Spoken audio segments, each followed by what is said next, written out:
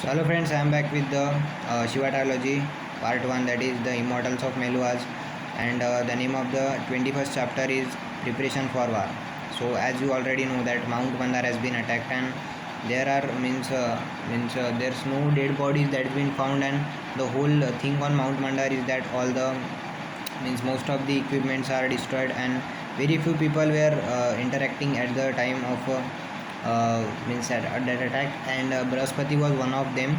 Is the chief scientist, as you know, and he is possibly killed in that attack. And there's a theory of all the the scientists that he was doing some experiments with the Somras, and as during the preparations the Somras had could have possible negative effects, and it could be because of it that the attack that explosion that it could have happened.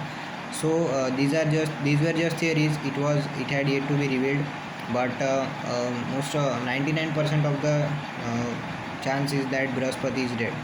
So all the dignitaries come back to the kingdom, and there's whole discussion that we should attack the Swadepians, because uh, the whole the whole it's not confirmed, but it's almost the people of this Melua all believe that this could be an attack from the Chandravanshis only.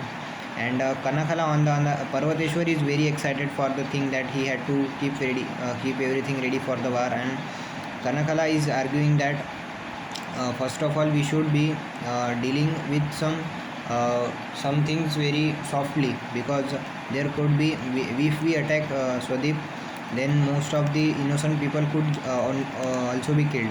So for the same thing, he consults Shiva, and Shiva says that Kanakala is also right, but we have to be prepared for war, so there should be preparations for war like situations too. Means Parvateshwar is building up an army, and